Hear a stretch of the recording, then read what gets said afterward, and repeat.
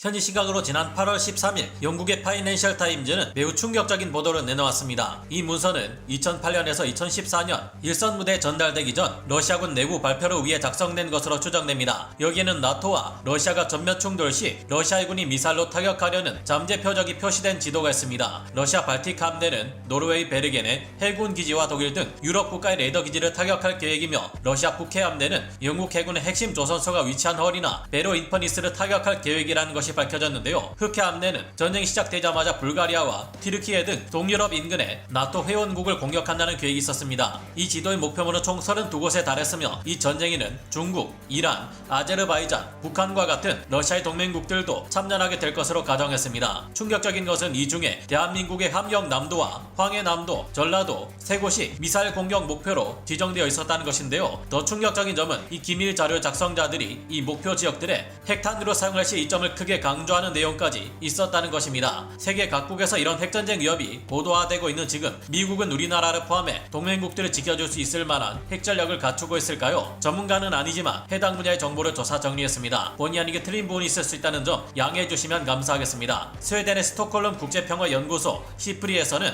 현지 시각 2023년 6월 12일 발표한 2023년 연감에서 미국의 핵탄두 수는 변화가 없다고 밝혔습니다. 미국이 사용할 수 있는 배치 중인 핵탄두의 수는 모두 3,708기이며 해체될 예정인 퇴역 핵탄두의 수는 1,536여 기인데요. 이를 모두 합치면 5,244여 기에 이릅니다. 사용 가능 핵탄두 수량을 기준으로 볼 때 아직 핵탄두 수가 410기로 알려진 중국에 비해 9배 이상 많은 수량이며, 30개의 핵탄두를 가진 것으로 알려진 북한에 비하면 12배 이상에 달하는 엄청난 수량입니다. 4,489개의 핵탄두를 가진 것으로 알려진 러시아에 비하면 781기가 적은 수량이지만 미국은 매우 다양한 핵무기 투발 수단을 가지고 있는데요. 미국은 핵탄두를 탑재해 발사할 수 있는 LGM-30G 미니트맨3 ICBM을 450기 갖추고 있는데, 이는 사일로에서 발사하는 형태의 ICBM입니다. 미니트맨이란 원래 미국 독립전쟁에 참여한 매사추세츠 민병대를 뜻하는데요. 이 민병대들에게 미니트맨이란 이름이 붙은 이유는 평소 생업에 종사하다가 소집 명령이 떨어지면 1분 안에 모두 달려와서라고 합니다. LGM-30G 미니트맨3 ICBM 역시 1분 만에 발사가 가능한 신속 즉흥성 때문에 이런 이름이 붙었다고 하는데요. 미니트맨3의 발사가 이처럼 빠를 수 있는 이유는 3단 추진체의 연료를 모두 고체 연료로 사용하기 때문입니다. 미니트맨3는 미국이 보유한 유일한 지상 발사형 ICBM으로 사거리가 13,000km에 달하는데요. 이 ICBM은 1120km 고도까지 상승했다가 추진체를 분리한 후 다시 대기권에 재돌입해 종말 단계에서는 마하 23에 달하는 어마어마한 속도로 떨어집니다. 미군의 무기답지 않게 원형 공산 어차 범위가 약 240m에 달하지만 피해 범위가 어마어마한 핵무기인 만큼 별다른 의미는 없습니다. 이 ICBM에 탑재되는 핵탄두는 두 종류가 있는데요.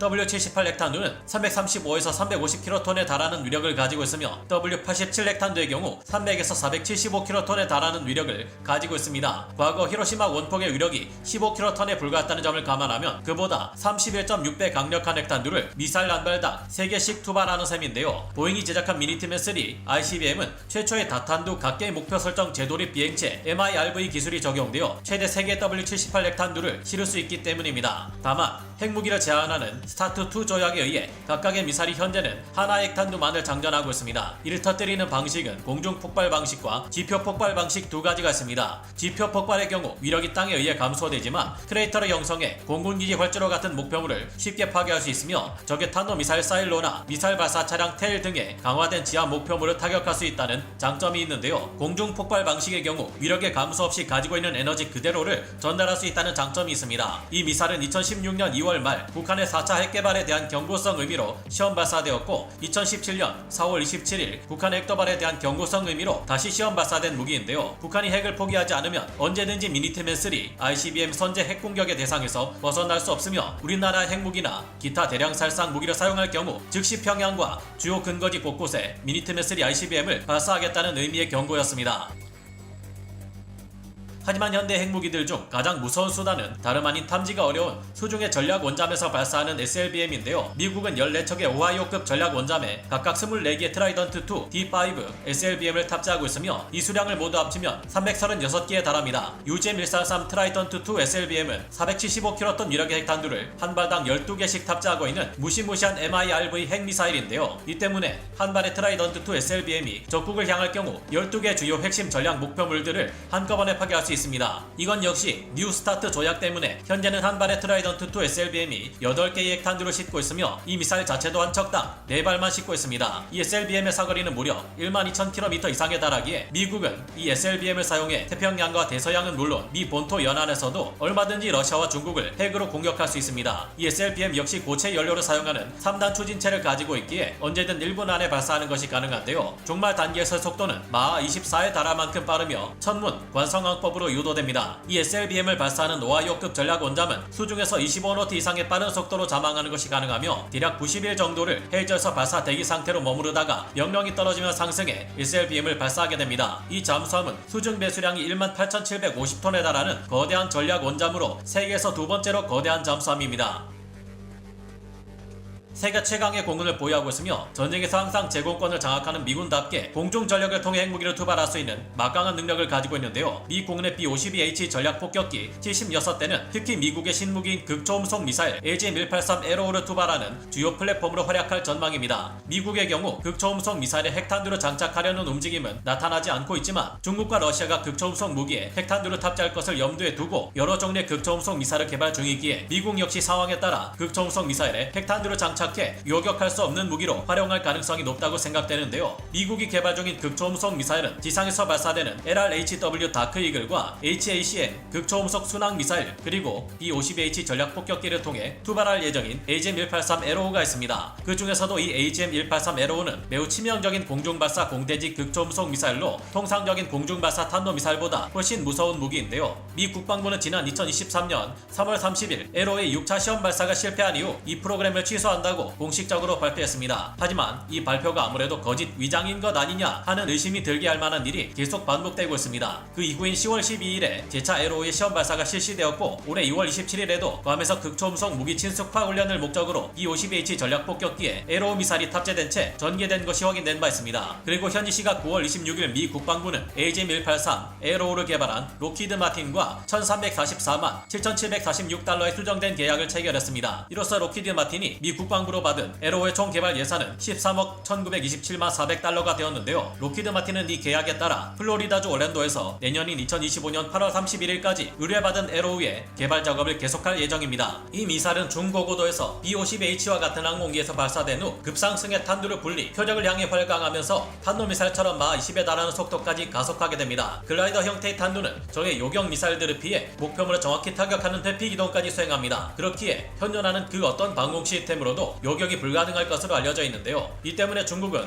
AGM-183 에로우 극초음속 미사일을 가장 두려워하고 있으며 많은 군사 전문가들은 이 무기가 전장의 판도를 송두리째 뒤엎어버릴 수 있는 게임 체인저로 분류하고 있습니다. AGM-183 에로우는 B-52H 전략 폭격기뿐만 아니라 B-1B 초음속 폭격기, B-2 스텔스 폭격기, B-21 차세대 스텔스 폭격기는 물론 F-15와 같은 대형 전투기에도 탑재하는 것을 염두로 개발되고 있습니다. 미국은 이 외에도 다양한 항공기를 통해 투발하는 것이 가능한 B-61 시리즈의 전술핵 폭탄을 전력화 중인데요. 이 전술핵 폭탄은 위력을 조절할 수 있으며 그 중에서도 B-61 모드 11의 경우 벙커버스터 목적으로 개발된 핵폭탄이기에 지하 깊은 곳까지 파고 들어가 지하시설에 숨어있는 적의 수뇌부와 핵시설까지 무너뜨릴 수 있습니다. 이 폭탄은 투하될 경우 수직으로 떨어지다가 낙하 지점에 근접하면 자체 추진을 통해 급속 회전을 하며 완통력을 더욱 높이는데요. 진입각 역시 45도로 바꿔 지하 3m에서 6m 깊이로 침투한 후 폭발하게 되는데 핵 벙커버스터인 만큼 그 위력은 엄청납니다. 폭발 후 진동으로 지하 300m까지의 지하 구조물을 파괴할 수 있어서 일반 벙커버스터 중 가장 강력한 GB-57B MOP조차 비교를 거부할 정도인데요. 기존의 B-61 3,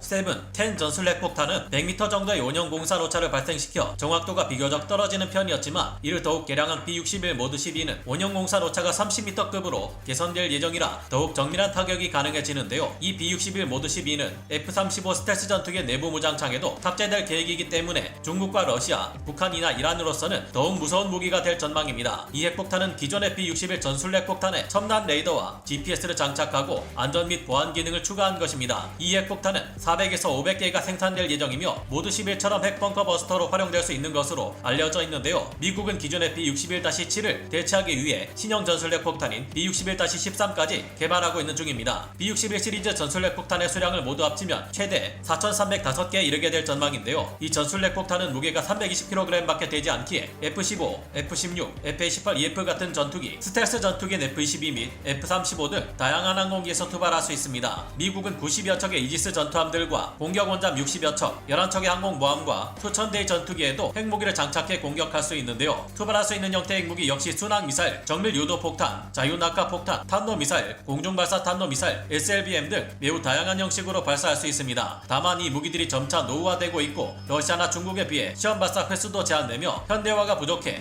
문제로 지적되고 있습니다. 미국의 핵무기는 적의 핵무기 공격으로부터 현재 우리나라를 지킬 수 있는 주요한 수단이기도 한 만큼 미국의 핵무기 현대화가 잘 진행될 수 있는 여건을 갖추기를 기원해 봅니다. 감사합니다. 영상을 재밌게 보셨다면 구독, 좋아요, 알림 설정 부탁드리겠습니다.